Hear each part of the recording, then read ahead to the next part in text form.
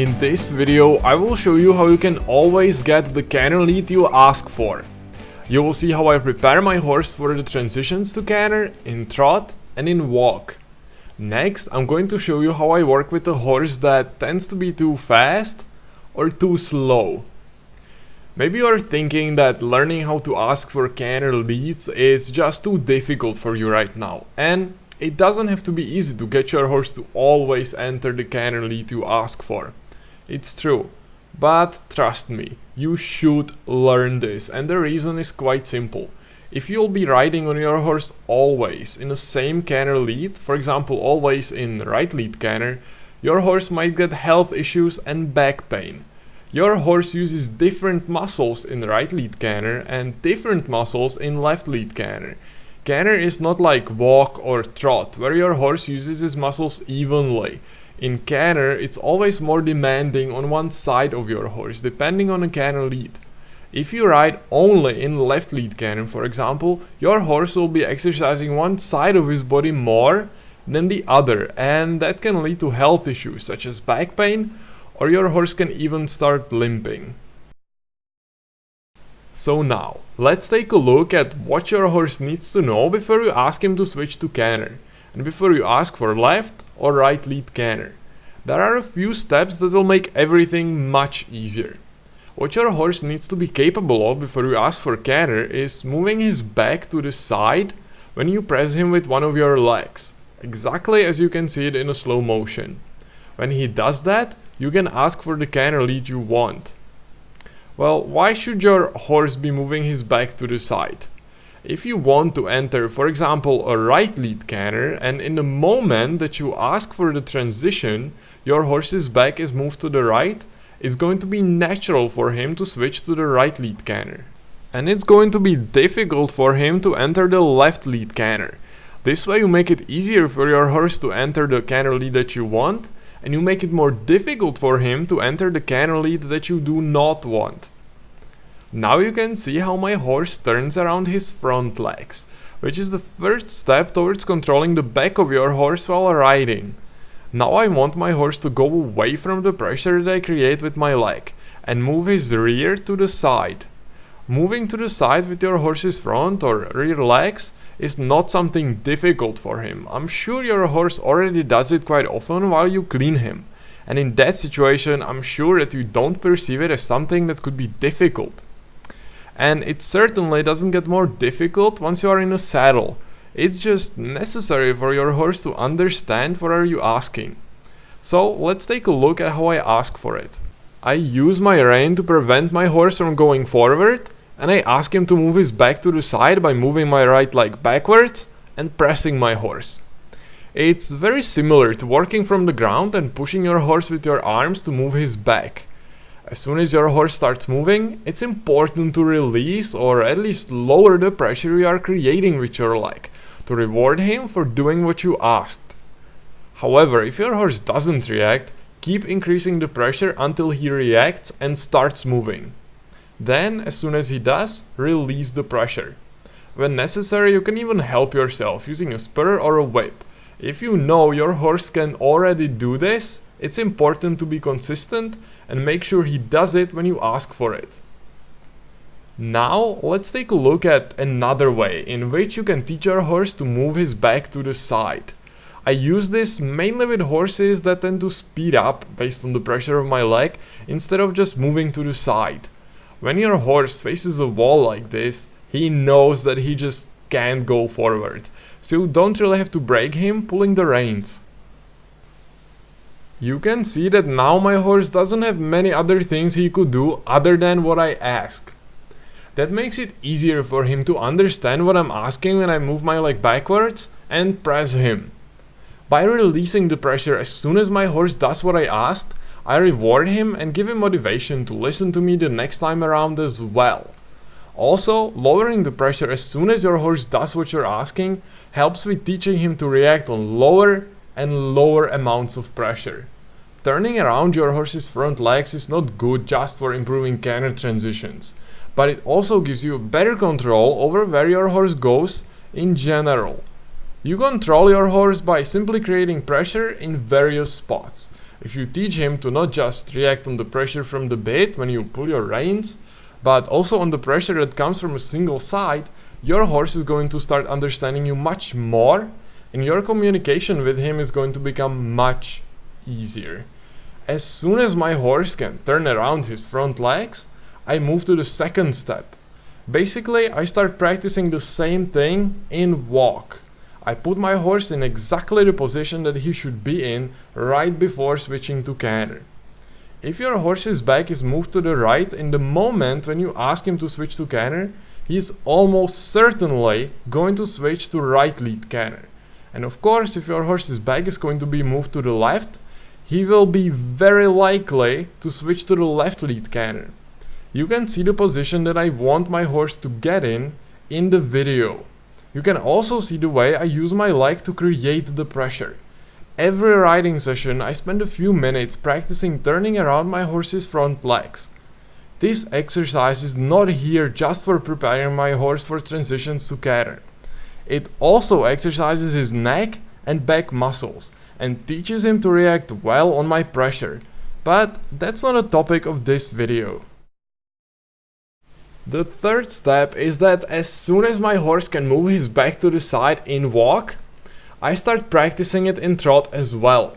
However, because in trot it becomes more difficult for your horse, initially I just want him to move his rear to the side without really bending his back and neck, which is something that I was doing in walk. You can see the way this should be done in a video.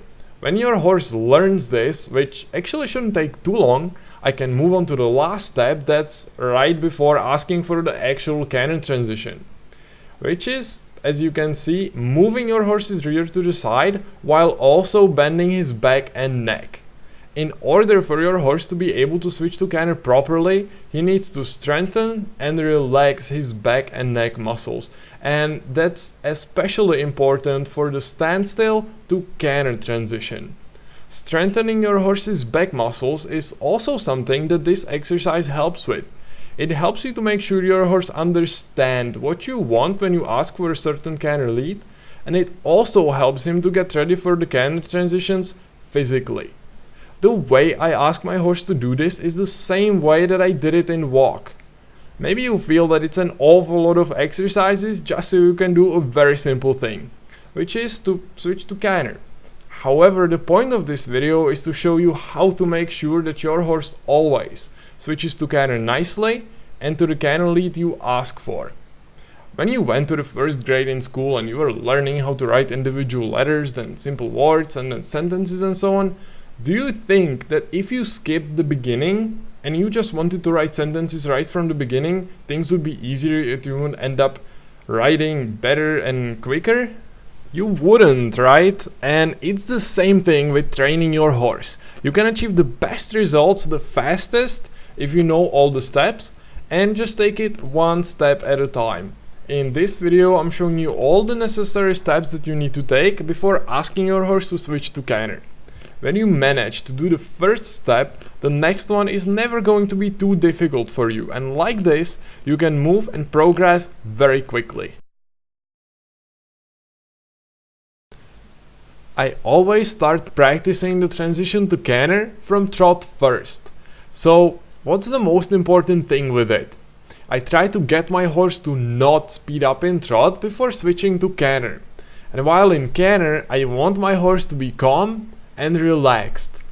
And of course, I want my horse to switch to the canter lead that I actually asked for. If my horse switches to canter well, considering his current abilities, I let him be in canter for around 50 meters and then I slowly slow down to walk and reward him. If my horse enters the wrong lead canter, I simply stop him by pulling my reins and I ask to switch to canter again. Now you can see in slow motion that my horse switched to the right lead canter when I moved his back to the right side before asking for canter. When I ask for the left lead canter, of course it still works with the same principle, and all I need to do is to move my horse's back to the left right before asking for canter. When you practice transitions to canter, it's good to avoid doing it over and over again too often for too long. Teach your horse new things only when he's calm and relaxed. You can always achieve better results when you just do 3 but well executed canter transitions per day, other than if you do 10 but average ones. But now let's talk about the walk to canter transition. I start practicing the transition from walk straight to canter only when my horse doesn't speed up before the transition from trot to canter. And also only when he's already calm while switching to the canter lead that I ask for. As you can see in slow motion, I use my left leg to move the back of my horse to the right, and then by gently pressing him with both legs, I ask him to switch to canter. In the beginning, I don't mind when my horse does 1 or 2 trot steps before switching to canter, but over time I want him to switch from calm walk straight to canter. I also want my horse to switch to canter in the moment when he's moving his back to the side, because then he will almost certainly enter the canter lead that I want from him. When my horse can switch from walk straight to canter, I start practicing asking for canter from standstill. In the beginning, I again don't mind if my horse does 1 or 2 trot steps before entering canter. What's new now, however, is that I can no longer be moving his back to the side before asking for the transition. However, at this point my horse should be already comfortable with the transition to canter, so I no longer have to move his back to the side to really make sure that he enters the canter lead I want. All I do just before asking my horse to switch to canter is that I lightly press my outer leg without moving my horse's back to the side. By doing that, I basically tell my horse which canter lead I want, and then I ask him to switch to canter by squeezing him with my both legs. Another thing with asking for canter from standstill is that my horse should be relaxed and calm enough for me to do only a few canter steps after a correct switch to canter. Now, while you are watching me teach my horse to transition from standstill to canter, I will tell you what I do when my horse switches to canter that is a bit too fast, which is something that actually happens quite often, especially in the beginning. In this case, I ask for canter standing around 15 meters in front of a wall or some kind of barrier, and after the transition to canter, I immediately start turning to avoid hitting it. If your horse has a wall in front of himself just before switching to canter, he's not going to enter a canter that is too fast, and I'm not going to have to slow him down by pulling my reins. This way, your horse learns to always switch to relaxed canter. But maybe you have the opposite issue and your horse tends to be too slow. I use a whip or spur to increase the intensity and tell my horse that I want him to move faster. In these cases, I don't really mind if my horse's reaction is going to be a bit exaggerated after the use of a whip or spurs. This way, it shows my horse that it's always better for him to just react on a small pressure, because if he does, he won't have to deal with the whip or the spurs. I start using the whip or spurs only after my horse reacted badly when I asked him the first time. This way, I basically teach him that it's his choice whether I'm going to use the whip and the spurs or not.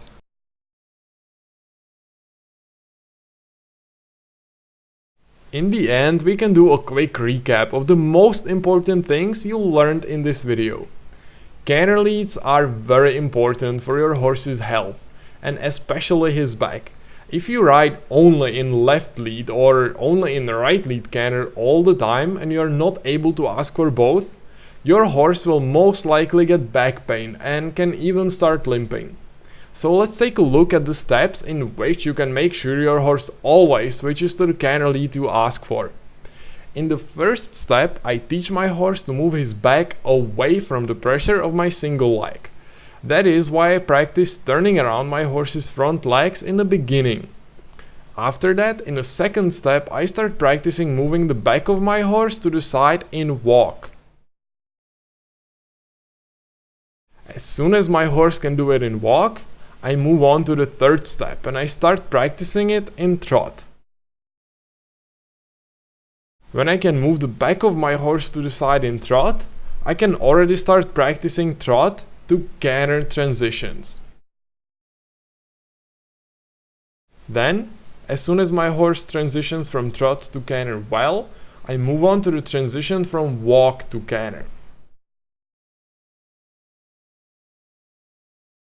Then, when my horse reliably transitions to correct lead canter even without me moving his back to the side, I move on to entering canter from standstill. If you follow these steps, it's never going to be too difficult to move on to the next step. And if you do them all, you can learn to ask your horse for canter from standstill, while always getting the canter lead you want. Thank you for your attention, and I'm looking forward to see you in the next video that I'll be sending to you in just a few days from now. But until then, you can go ahead and leave me a comment to let me know how you liked the video. Also share it with your friends and let them know. It wouldn't be possible to make these videos without your support.